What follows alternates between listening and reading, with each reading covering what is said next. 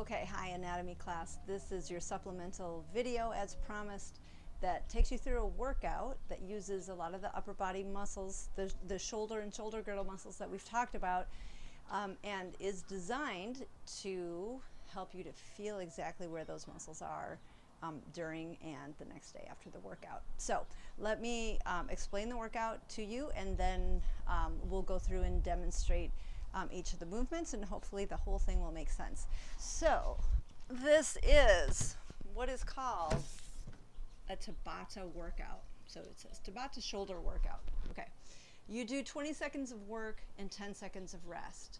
So for each 30-second segment, 20 seconds of that is spent working, 10 seconds of that is spent resting. And so a typical Tabata workout uses 4 different movements, and they can really be almost any 4 different movements, but 3 of these 4 are specific for upper body stuff that we've been working on, and then 1 is, just to create a little balance, a little more lower body. So so for each of the movements, you're going to go through that movement 8 times. So you'll have 8 rounds of 20 seconds of work and 10 seconds of rest. So you'll do, for instance, the first movement, you'll do 8 rounds, which will take 4 minutes to do 20 seconds of work, 10 seconds of rest, 8 times, and then you'll take a full minute of rest, and then you'll move on to the next movement. And you'll do 8 rounds of 20 seconds of work, 10 seconds of rest of the second movement. Then you'll rest an entire minute, and then move on to the third movement. Same thing, 8 rounds of that, of 20 seconds rest, 20 seconds work, 10 seconds rest, and then 1 minute rest, and then you'll move on to the last movement. So so this is fairly high rep and low weight kind of a workout, which is the kind that gets you sore. And so I'll go through each of these movements and explain what they are, and let's see, and then and you'll need, okay, so here's what you'll need for the workout. You'll need a timer, so just any sort of timer on a smartphone. That should work just fine. You just need to be able to see the seconds rolling by, so that you can, and you need to have the timer somewhere where you can see it. You can find Tabata timers a lot of times on the internet that you can download, but you can just use the timer that's on your iPhone. The stopwatch that's on the iPhone or on whatever phone that you have. So you'll need that. You'll need something weighted. So if you have a dumbbell at home that you can do that. If you don't have a dumbbell, you can use a can of something. If you have a can of soup or something like that you can use that has a little weight to it, that'll work just fine. And then you need a stick also. So again, if you have a weight at home, like a barbell, you can use that. If not, you can use a broomstick. You can just take the broom part off and just use the handle. Okay, so those are the things you'll need for the workout: a timer, some sort of weighted something like a can or a dumbbell, and then a stick kind of something. All right, so let's take a look at what these movements are. Okay, the first movement is called a plank up. And so what a plank up is a movement in and out of a plank position. So you would start in an upper plank position like this, and then you're going to lower down to forearms and come back up to that top position. Lower down to forearms, come back up. Lower down, come up, lower down, come up. And that's a plank up. Now, doing the plank ups, I recommend, so first of all, you can do it on your toes, like I demonstrated, or you can do it on your knees also, like this. Okay? So on your toes or on your knees. And I do recommend alternating. So you're in that top position with your hands down, and let's say I go down with my right arm first, then my left arm, and up on my right and up on my left. And then the next one, you can go down, left, down, right, up, left, up, right, just so that you're not going down on the same side every time, because there's a little different work happening on each side depending on, on the side that lowers down first. Okay, so that's a plank up. The second movement is a high pull. So for the high pull, you're going to be standing, you're going to use your stick. So remember, between the first movement, you're going to do 8 rounds of that first movement, 20 seconds on, 10 seconds rest, and then you're going to rest an entire minute. And then you get your stick and you're going to do 8 rounds of 20 seconds of work, 10 seconds of rest, and high pulls. So what the high pulls look like is this. Okay, so you're starting with your arms straight and your arms, shoulder width. So it's not necessarily a wide grip, just kind of right at shoulder width, gripping the bar, and then you're just gonna pull it up. So elbows are up and you pull it up, to just under your chin, okay? That's a high pull.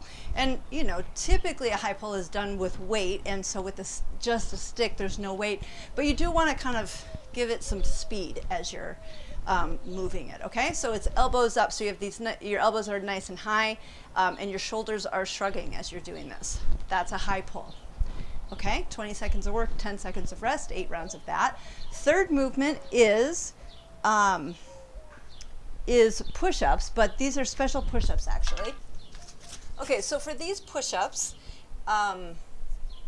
these are called hand release push-ups. So for these push-ups, you're gonna start in a regular plank position. You're gonna lower yourself down, and then you're gonna lift your hands at the bottom, and then push up. So just like a regular push-up, but you're lifting your hands in between. Okay? That's a hand release push-up. And just like the plank ups, you can do those hand release push-ups either on your toes or on your knees. And then the last one is weighted lunges.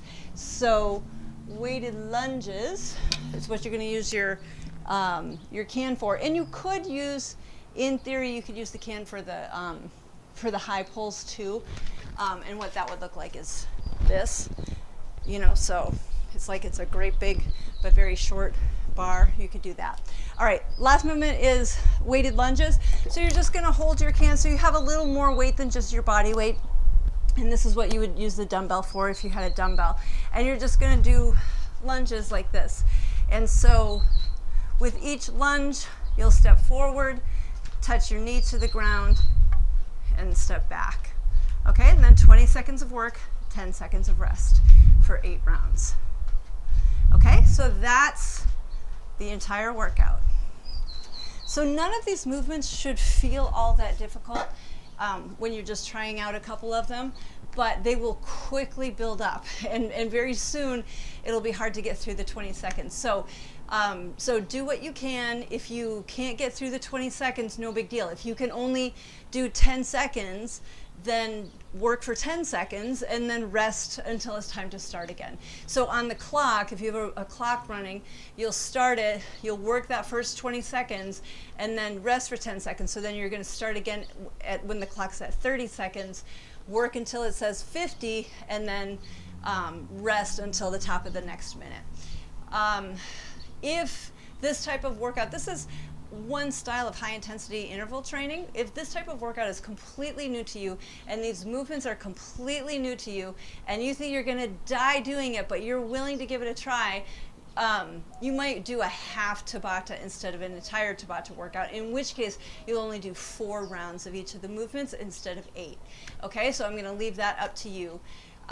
Use your good judgment. And so now I'm actually going to bring in Noah, who is a trainer, and he's going to help us take a look at what movements are happening with each of these movements in the workout and what muscles are working while we do those. Okay, so of the muscles in this first movement, the plank ups, we're going to look at the pec, the tricep, and serratus anterior. So while she's in this position, they're doing isometric contraction. The pec muscle is stabilizing the arm, serratus anterior is stabilizing the scapula, and tricep is stabilizing the upper arm in relationship to the lower arm. She's going to now drop down in the plank, and then go ahead and come back up. So when she drops down, let's look on this side. When she's dropping down, this is an eccentric contraction of the tricep, slowing down her descent, and then coming up. This is a concentric contraction of the pec on that side, pushing down. Good. So we have the tricep working and the pec working. Okay, so the next muscles we're going to be looking at working are the traps, the deltoids, and a little bit of bicep work. So she's going to be doing the high pull. Do a few of them. Good. So you can see that the bicep is working a little bit here. Come on, back down. Closing the angle at the elbow, bicep contraction. And then what's working the most here is the upper trap. Lifting the shoulder girdle. Come on, back down. And now we have the deltoid also lifting the arm.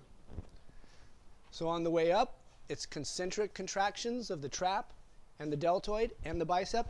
And on the way back down, we have eccentric contractions of all those muscles.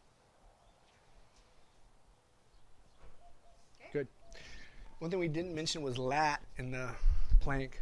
Well, we still have push-ups. You know what I mean? Yeah. Same thing. All right. Should we just let it roll? Yeah.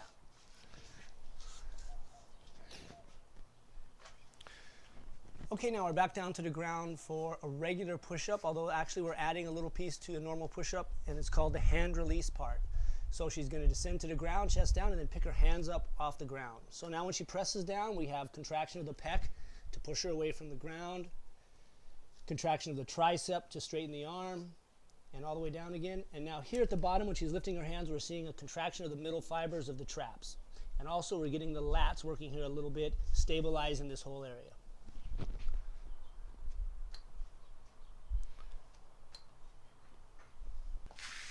Okay, next up we've got the lunge.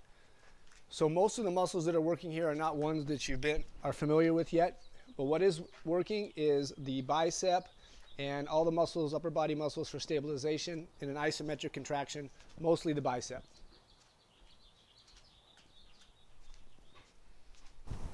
Okay, so that gives you something to be thinking about for each of these movements, so you get a sense of what actions are happening, what muscles are doing those movements, and you know, you'll have other things to be thinking about as you're doing it. But do try to think about the muscles that are working, and that's part of the whole point of this workout, homework. You get to work out, you get to get your homework done, and really kinesthetically get a sense of the muscles in the body. And then when they're sore the next day, you get a really nice sense of where those attachments are and what those muscles are doing, so that every time you move tomorrow and you have some soreness in your pecs or in your deltoids or in your traps or wherever, you're like, oh, I'm using my deltoid to do this. Oh, I'm using my trap to do this, or whatever.